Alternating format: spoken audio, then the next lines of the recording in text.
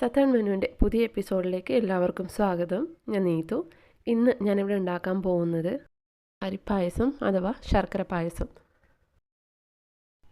ഇത് നെയ്പായസം എന്നും പറയാറുണ്ട്, അതേപോലെ തന്നെ കട്ടിപ്പായസം എന്നും പറയാറുണ്ട്. നമ്മൾ പായസം ഒരുപാട് കുറുക്കി കട്ടിയാക്കി എടുക്കുമ്പോഴാണ് അതിന് കട്ടിപ്പായസം എന്ന് പറയുന്നത്. സോ ഇതെങ്ങനെയാണ് ഉണ്ടാക്കുന്നത് നമുക്കൊന്ന് നോക്കാം. അതിന് വേണ്ടിയിട്ടുള്ള ഇൻഗ്രീഡിയൻസാണ് ഇതൊക്കെ. ഇവിടെ ഞാൻ ഏകദേശം ഒരു 1.5 ഗ്ലാസ് ഉണക്കലരി അഥവാ പായസം റൈസ് എടുത്തിട്ടുണ്ട്. ഇത് ഞാൻ നന്നായിട്ട് കഴുകി വെച്ചിട്ടുണ്ട്. അതിലുള്ള ഉമിയൊക്കെ പോയി തെളിഞ്ഞ വെള്ളം വരുന്നത് വരെ നന്നായിട്ടൊന്ന് കഴുകിയെടുക്കുക. സോ അതേപോലെ തന്നെ വേണ്ടത് തേങ്ങയാണ്. തേങ്ങ ചിരകിയത് ഏകദേശം ഒരു 2 മുതൽ 3 പിടി വരെ തേങ്ങ ചിരകിയത് ആവശ്യമുണ്ട്. അതേപോലെ തന്നെ ശർക്കര, ഞാനിവിടെ ഏകദേശം 1/2 കിലോ ശർക്കര എടുത്തിട്ടുണ്ട്. അതേപോലെ തന്നെ ഒരു നുള്ള് ഉപ്പ്, അതേപോലെ ഒരു 4 ഏലക്ക ഒന്ന് ചെറുതായിട്ട് ചതച്ചിട്ട് ആഡ് ചെയ്ത് കൊടുക്കാം. അതേപോലെ തന്നെ നെയ്യ്, ഞാനിവിടെ ഏകദേശം 1 ടീസ്പൂൺ നെയ്യാണ് എടുത്തിട്ടുള്ളത്. അത് നിങ്ങളുടെ ആവശ്യത്തിനനുസരിച്ച് കൂട്ടുകയോ കുറയ്ക്കുകയോ ചെയ്യാം. അപ്പോൾ ഇതെങ്ങനെയാണ് ഇത് ഉണ്ടാക്കുന്നത് നോക്കാം. ആദ്യമായിട്ട് നമ്മളിതൊന്ന് അരി ഒന്ന് വേവിച്ചെടുക്കണം. ഈ അരി ഒന്ന് വേവിച്ചെടുക്കാൻ വേണ്ടിയിട്ട് ഒരു ചുവട് കട്ടിയുള്ള ഒരു പാത്രത്തിൽ നമ്മൾ ആവശ്യത്തിന് വെള്ളം ആഡ് ചെയ്ത് കൊടുക്കുക.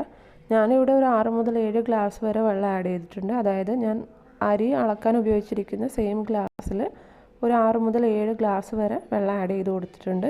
ഇനി അഥവാ വെള്ളം കുറവാണെന്ന് തോന്നുന്നുണ്ടെങ്കിൽ പിന്നീട് നിങ്ങൾക്ക് ചേർത്ത് കൊടുക്കാവുന്നതാണ്. അത് പക്ഷേ ചൂടുവെള്ളം ചേർത്ത് കൊടുക്കുക. ഇനി അഥവാ വെള്ളം കൂടി പോയിട്ടുണ്ടെങ്കിൽ കുഴപ്പമില്ല, അതൊന്ന് വറ്റിച്ചെടുക്കുക. ഇനി വെള്ളം നന്നായിട്ടൊന്ന് തിളപ്പിക്കുക. അപ്പോൾ വെള്ളം നന്നായിട്ട് തിളച്ച് വന്നിട്ടുണ്ട്. ഇതിലേക്ക് നമ്മളുടെ കഴുകി വെച്ചിരിക്കുന്ന അരി ആഡ് ചെയ്ത് കൊടുക്കുക.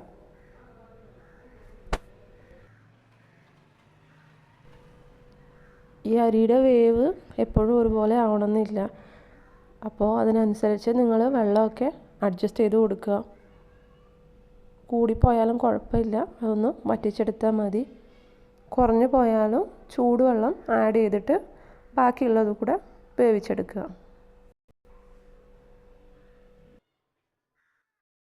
അപ്പോൾ നമ്മളുടെ അരി നന്നായിട്ട് വെന്ത് വന്നിട്ടുണ്ട്. ഇതിലെ വെള്ളമൊക്കെ വറ്റി വന്നിട്ടുണ്ട്. ഇതിലേക്ക് ഇനി നമ്മൾ ശർക്കര ഉരുക്കി ഒഴിച്ചു കൊടുക്കണം. ഞാനിവിടെ ഓൾറെഡി ഉരുക്കി വെച്ചിട്ടുണ്ട്, ഉരുക്കിയിട്ട് അരച്ചു വെച്ചിട്ടുണ്ട്. ഞാൻ ഇതിലേക്ക് ഒഴിച്ചു കൊടുക്കുക. ഈ ശർക്കര ഉരുക്കിയത് കുറച്ച് ഒഴിച്ചു കൊടുക്കുക. കാരണം നിങ്ങൾക്ക് എത്ര മധുരം ആവശ്യമുണ്ടോ അതിനനുസരിച്ചിട്ട് ശർക്കര ഉരുക്കിയത് ഒഴിച്ചു കൊടുക്കുക. ഇനിയിപ്പോൾ നിങ്ങൾ ശർക്കര കല്ലോ മണ്ണോ ഒന്നും ഇല്ലാതെ നല്ല പ്യുവറായിട്ടുള്ള ക്വാളിറ്റിയുള്ള ശർക്കരയാണെങ്കിൽ ഇങ്ങനെ അരച്ചെടുക്കേണ്ട ആവശ്യമില്ല. ഡയറക്റ്റായിട്ട് തന്നെ ഇതിലേക്ക് റൈസിലേക്ക് ആഡ് ചെയ്ത് കൊടുക്കുക. ചെറിയ കഷ്ണങ്ങളാക്കിയിട്ട് റൈസിലേക്ക് ആഡ് ചെയ്ത് കൊടുക്കുക. ഇതുപോലെ അങ്ങ് വെള്ളം വറ്റിച്ചെടുക്കേണ്ട ആവശ്യമില്ല.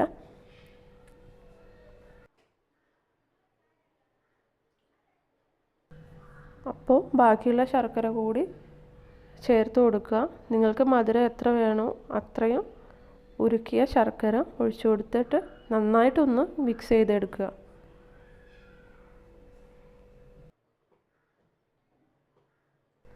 അപ്പോൾ ഞാൻ ശർക്കര മുഴുവനായിട്ടും ആഡ് ചെയ്തിട്ടുണ്ട്. സോ മുഴുവൻ ആഡ് ചെയ്തപ്പോഴാണ് എനിക്ക് കറക്റ്റായിട്ടുള്ള മധുരം കിട്ടിയത്. സോ അതായത് ഈ ജാഗറിയുടെ മധുരം ഓരോരോ സ്ഥലത്തും മേ ബി ഡിഫറെൻ്റ് ആയിരിക്കും. സോ അതുകൊണ്ട് നിങ്ങൾ എടുത്തിരിക്കുന്ന ജാഗറി അഡ്ജസ്റ്റ് ചെയ്ത് ആഡ് ചെയ്ത് കൊടുക്കുക. ഞാൻ എടുത്തിരിക്കുന്ന 1/2 കിലോ ആണ്, അതുകൊണ്ട് 1/2 കിലോ കംപ്ലീറ്റ് ആയിട്ട് ആഡ് ചെയ്യരുത്. കാരണം നിങ്ങൾ എടുത്തിരിക്കുന്ന ക്വാളിറ്റി ഡിഫറെൻ്റ് ആയിരിക്കും.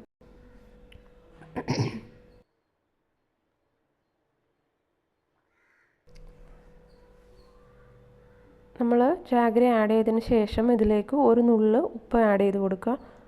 ഉപ്പ് ഒരു നുള്ള് മതിയാവും, അതിൽ കൂടരുത്. ആ ഒരു സ്വീറ്റ്നെസ് ഒന്ന് ബാലൻസ് ചെയ്യാൻ വേണ്ടിയിട്ടാണ് നമ്മൾ ഉപ്പ് ആഡ് ചെയ്ത് കൊടുക്കുന്നത്. നന്നായിട്ടൊന്ന് മിക്സ് ചെയ്യുക. ഇതൊരു ചെറിയ തീയിൽ ഇങ്ങനെ ചൂടാക്കണം. കാരണം അപ്പോഴായിരിക്കും ജാഗരിയും റൈസും എല്ലാം കൂടെ ഒന്ന് മിക്സായി വരുന്നത്. ഹൈ ഫ്ലെയിമിൽ വേവിക്കരുത്, കാരണം അടി പിടിക്കാനുള്ള ചാൻസ് അധികമാണ്.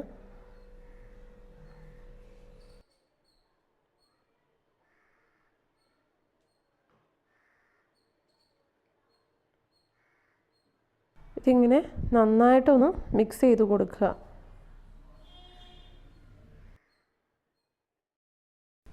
അപ്പോൾ ഇത് ചെറിയ തീയിൽ നന്നായിട്ടൊന്ന് ചൂടായി വന്നിട്ടുണ്ട്. എല്ലാം കൂടി ഒന്ന് നന്നായിട്ടൊന്ന് മിക്സ് ആയിട്ടുണ്ട്. ഇനി ഇതിലേക്ക് നമ്മൾ തേങ്ങ ആഡ് ചെയ്ത് കൊടുക്കണം.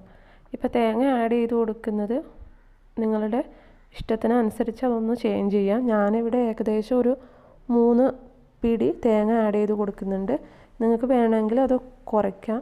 ഇപ്പോൾ ഒരു 2 പിടി തേങ്ങ ഇട്ട് കൊടുത്താൽ മതിയാവും. ഇനി ഇല്ല, തേങ്ങയുടെ ടേസ്റ്റ് ഇഷ്ടമല്ല എന്നുണ്ടെങ്കിൽ ഒരു പിടി തേങ്ങ ആഡ് ചെയ്ത് കൊടുത്താൽ മതിയാവും. അപ്പോൾ തേങ്ങയൊക്കെ ആഡ് ചെയ്തിട്ട് നന്നായിട്ടൊന്ന് മിക്സ് ചെയ്ത് കൊടുക്കുക. ഇപ്പോൾ ഈ ഒരു കൺസിസ്റ്റൻസി കറക്റ്റായിരിക്കും, കാരണം ഇത് ഇരിക്കും തോറും കട്ടിയായിക്കൊണ്ട് വരും. സോ ഇനി കുറച്ചും കൂടെ ലൂസ് ആവണമെന്നുണ്ടെങ്കിൽ നിങ്ങൾ ജാഗറി ആഡ് ചെയ്യുന്ന സമയത്ത് കുറച്ചുകൂടെ വെള്ളം ആഡ് ചെയ്ത് കൊടുക്കുക. അല്ലാന്നുണ്ടെങ്കിൽ അധികം വറ്റിച്ചെടുക്കാതെ ജാഗരി ഉരുക്കിയത് ഒഴിച്ചു കൊടുക്കുക.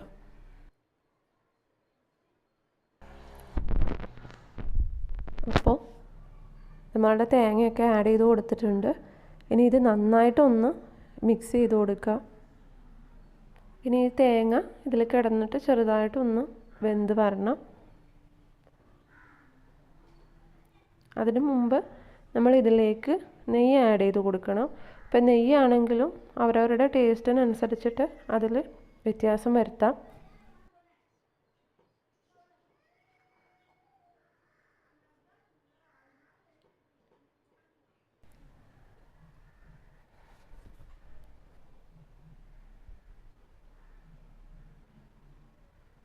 അപ്പോൾ തേങ്ങയൊക്കെ ആഡ് ചെയ്ത് നന്നായിട്ടൊന്ന് ഞാൻ മിക്സ് ചെയ്തിട്ടുണ്ട്.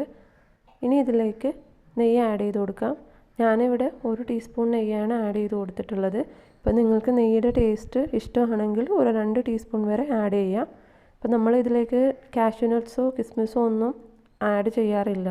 അതുകൊണ്ട് ഈ ഒരു സമയം മാത്രമേ നമ്മൾ നെയ്യ് ആഡ് ചെയ്യാറുള്ളൂ.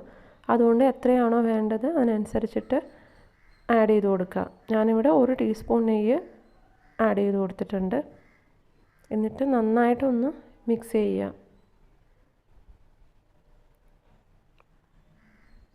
നെയ്യ് ആഡ് ചെയ്ത് കൊടുക്കുമ്പോൾ ഒരു നല്ലൊരു സ്മെല്ല് വരും.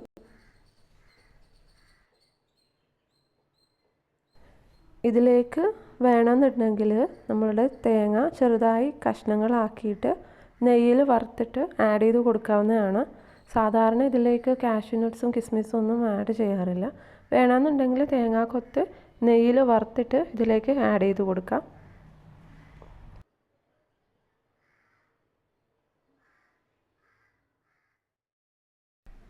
അപ്പോൾ നമ്മളുടെ പായസം ചെറിയ തീയിൽ നന്നായിട്ടൊന്ന് ചൂടായി വന്നിട്ടുണ്ട്.